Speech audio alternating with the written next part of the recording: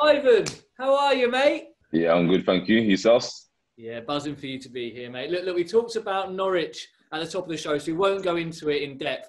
But today, this is Thursday when we're recording. How are the lads the day after? Yeah, obviously, it's a new day, new challenges.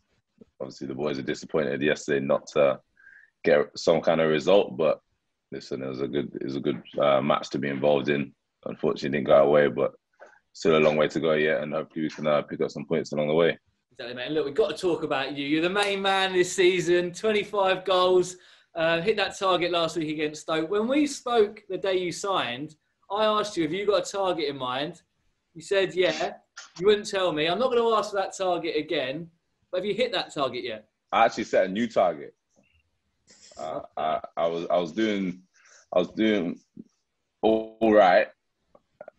I was getting close to my target, but then you have to set out so far. Then if you come up just short, it's still kind of good. So I changed my target. People might think it's crazy, but in my eyes, I think it's doable. So yeah, it kind of changed along the way. Listen, you've made this league look easy so far in the way that you've played, and the goals obviously you're scoring. What have you found the biggest difference though between kind of League One and the Championship? I think it's the intensity is much higher. I feel like it's more like if you make a mistake, you get punished, and it's like more. It's more possession based.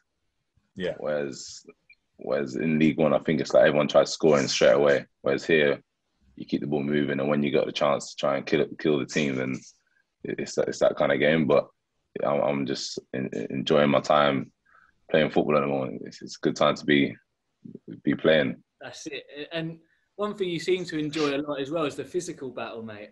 Some games it's here. Seriously, I don't know why defenders seem to try and do it to you though, because there's only one winner every time. Some people will shrink, but you love it, didn't you? So some reason, sometimes it actually spurs me on to do well. Like I enjoy it, but I don't know. Defenders like to kick me for some reason. I don't know why. when I complain to the ref just like, oh, you're a big boy, you can handle it. So when I give it to them, they go down and get the free kicks, and just it winds me up. So. But that's part of the game. Sometimes you get kicked, sometimes you don't. Who's been your toughest opponent this season? Who would you say has been your toughest? I'd say the Barnsley centre backs at home. They were probably up there because they play like three centre backs, three in the middle. I'd say Barnsley and Stoke. They play the same formation, like three in the middle. I find it kind of tough because it's always 2 against 1. There's always 2 on me when they got 3 at the back. Yeah. So that was like I think it's Helik or something. The Barnsley centre back. He was good, and there's I think it was Bath and Suter the other day when they come against me. They're all giants. Every time it was just coming in the air to me. You got Suter just leaning over me, and Bath just running into me. So it was a tough one, but I like the challenge. I enjoy it. Do you talk to them much? It looks like you do, but I don't know if you.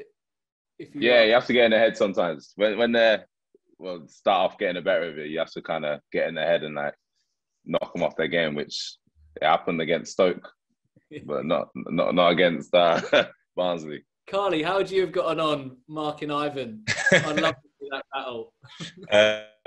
Listen, I would have found it easy. Don't worry about that. Listen. It's one of them. I would have enjoyed that battle for sure. But you play against strikers, or you're aware of strikers where you know that you're going to have to kind of be on your best, because what you give, you're going to get back. And for me, Ivan's one of them strikers. He gives as good as he gets. And at the moment, he's winning a lot of them battles, which is what we want to see, of course. So it would have been a tough battle. I'd like to think I would have won, though. I would have liked to thought I would have won. I'm calling it now, mate. I don't think you had you didn't have a chance. I like the tough battles. I like the tough battles. No matter how rough it gets and how horrible it gets, we always come off and just pay respects. Like, it's a great battle. Like, it was a good game. Like, I always do it, and so does the centre back. To be fair to them, so it's good. It's good to have that. Yeah, there's no malice in it, is there? It's just two people wanting to go and win the game, and I think that you know, when you know you have to be on your best, that respect is always shown at the end of the game for sure. Yeah, of course. It's always the case, win or lose. We love all your celebrations. You seem to put some effort into that as well, which is brilliant. It shows your sort of personality. What was the Stoke one about? Because Big Bob has sort of indicated there was a story behind it. That I've got a can opener. Can you spill the beans, please? Nice. Yeah, Bob's put me in it. Now, just before, I think like 2 minutes before, there was a little tussle between Salmon and Mikel. And then I pushing each other, and I was just like being just bantering around, messing around. I was like, ref, both of them yellows, just things like that. And then their manager heard that, and their manager was like, started swearing at me and just screaming, like shouting, "Who you think you are, trying to ref the game?" Da da da da. And I was just like, just told him to shut up. And then he just carried on. Then I was like, well, carry on. I'll score in a minute, and when I do, I'll come over to you and I'll celebrate next year. Oh. And then he just carried on swearing at me, and just I kind of left it at that. And then literally, I think it was straight after that, we went down the other end, and then I scored. So that was the celebration where I went next to him and just looked over my shoulder, and I don't think he was too pleased. So when do you come up with these sort of celebrations, or do you just make them up as you go along? What is it? Do you chat to the boys about it beforehand? Yeah, before the games, really. We speak about certain celebrations. And sometimes it's a family one, sometimes it's for the boys, sometimes it's my friends at home. It's a bit of a mixture. So I can take it, the next one's planned? Yeah, there's a few shouts out there. I'm not too sure which one I'm gonna do yet. Don't worry, mate. We're not gonna give you a celebration. Obviously, Smithy and David James giving that, but I like to see what you've got. I don't want to stifle the creativity here, mate. I like seeing what you come up with. I got to score first. You've also kind of wore the armband a few times as well. Does that kind of leadership quality that you have, does it come naturally to you?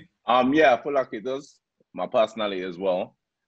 Just on the pitch and off the pitch, it's kind of like making sure like the place is a happy place, really. I make sure everyone's doing their job and everyone's focused at the times where you need to be focused. I feel like my personality kind of brings that out, and it shows that the manager sees that as well, and he's giving me that responsibility to pass it on to the boys. Yeah, but I feel like not just myself. It doesn't matter who's got the armband. Everyone does the job, and everyone is a leader. So it's not just singling me out or Henrik or Pontus. There's 11 captains when we're playing, and even the players that are coming on. So it's good to have that. But I feel like, I do try and bring what I can to the team, and hopefully it's enough. It's been more than enough on plenty of occasions this year, mate. And because of that, look, it's been no surprise that now your name's being put into the ring for kind of chats about international honours. Me and the boys have been falling out lately about various things. I think it's because it's getting to that part of the season. Me and Carly fell out about pronunciations. Now, me and Marcus are falling out big time at the moment. I know he wants to have a little word with you now, so I'm going to let him have the floor. You know what's coming here, mate. Go on then, Marcus. Have your moment. It's not a falling out. It's a healthy debate that we have. So Ivan, look, I keep this pretty close to me. Can you see that? I see that. This is always very close. So that's my question. Are you up for that? Up for that challenge? Well, it's one of them ones. I just want to see the season out and do as well as I can for Brentford. But listen, whether it's Jamaica or England, I'll do my best for whoever I decide to go with. But yeah, the main thing is getting promoted and doing what I can for the team. But who knows what's to come? It's flattering that there's eyes looking at me on both sides. But I'll have a strong discussion with my family, and we'll choose the more suitable choice. Yeah, because there's a lot of talk in the Caribbean, particularly obviously Jamaica. They're looking at players that can qualify to play for the national side. So there's been a lot of talk in the last few weeks about it. And your name seems to just creep up every single day, every single week. So it's a tough one. You've got lots to focus on anyway. This season is far from over. So good luck to you. Hopefully you make the right choice. And yeah, looking The forward right to it. choices, which is Yeah, exactly. Marcus, what are you playing at, mate? You didn't give me the Free shirt. Oh, no. Did I give you one question, Marcus? You're taking the mickey now. Get that yellow, green, and black on. You said this is my time. Listen, Ollie, I don't need you know the choice, man. Come.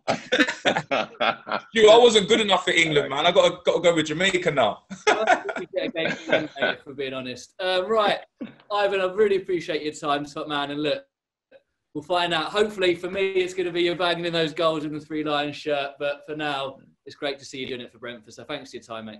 No worries. Thank you very much, guys.